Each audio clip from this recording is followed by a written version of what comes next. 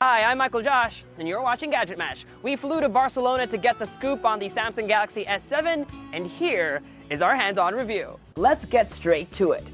This is the Galaxy S7, and this is the Galaxy S7 Edge. Both phones measure 5.1 inches and 5.5 inches respectively. Design-wise, not much has changed since last year, but that's not surprising because the S6 redesign was well received. Instead, Samsung took what it had and made it better. The S7 is still mostly made up of glass and metal, but now has slightly more rounded corners and a slightly more squarish home button.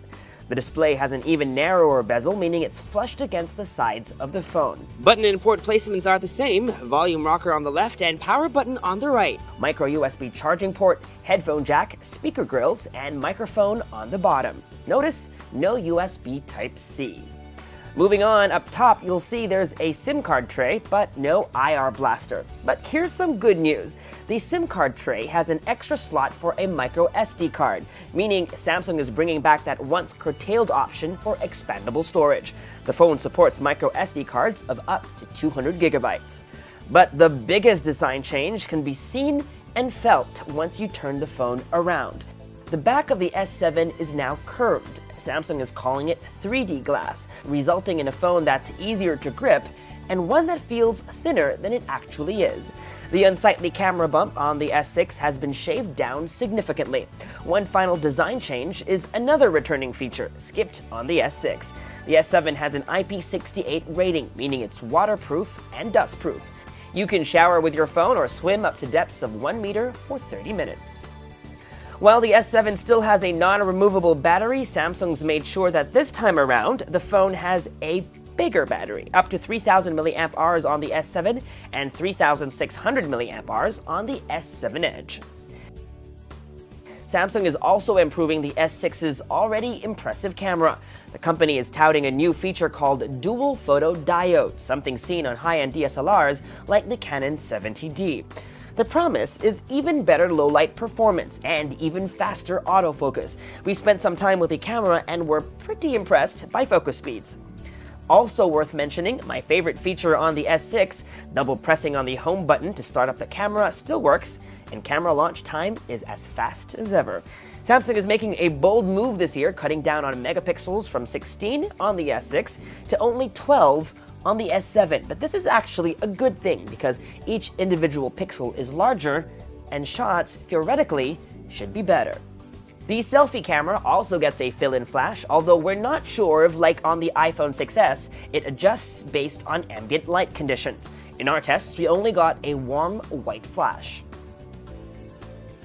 Okay, so this is what the user interface of the S7 looks like. If you'll notice, it's very similar, almost identical to the user interface on the Note 5. These rounded, squarish icons are the same exact icons that shipped with the version of TouchWiz on the Note 5. If you swipe to the right from the home screen, you'll get Flipboard Briefing, although if you don't want it, you have the option to turn it off. Just press and hold on the home screen, swipe right, and then over here you can just toggle on and off.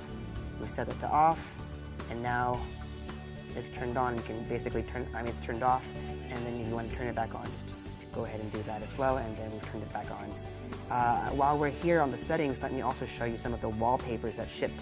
This is the default wallpaper. It's blue, dark blue, and then they have other variations over here. I actually like this one over here, and it also comes in this gold color, if that's what your preference is. I actually like this, so I'm going to set it to be our new wallpaper. Also, while you're on settings, you can actually also change a couple of things. You can change the icon spacing. Right now we're at 4x4, but if you'd like to fit in more icons, you could definitely go to 5x5 or 4x5, whatever you please. But let me just leave it here, and maybe let me just turn back to something darker for this video. This is what the drop-down notification shade looks like. If you recall, on the S6, the design was a bit quirky, a bit fun.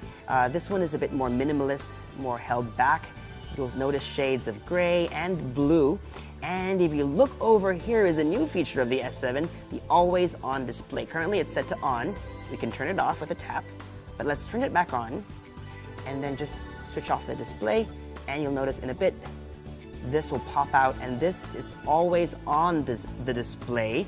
Samsung has actually patented or registered the use of always on, so they kind of own that trademark. It's 11:17 a.m. That's the time, that's the date.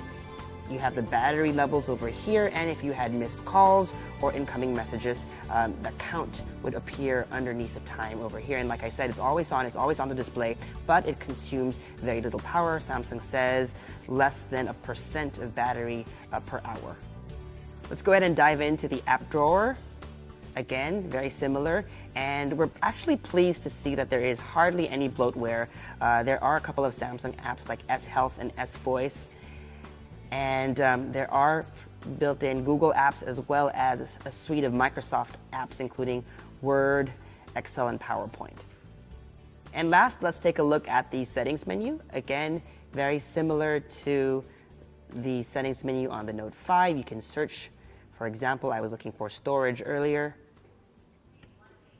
And as you can see, this is a 32 gigabyte phone, and out of the box it has it's used about 7.82 gigs, so there's about 24.18 gigabytes available.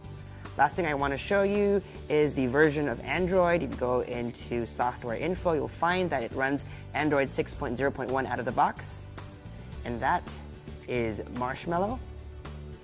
And you press and hold. Let me see. There you go. You have an Android version of Flappy Bird. Gamers will actually love this new feature. It's an app called Game Launcher, and it's basically a way to put all your games, to organize all your games in one place.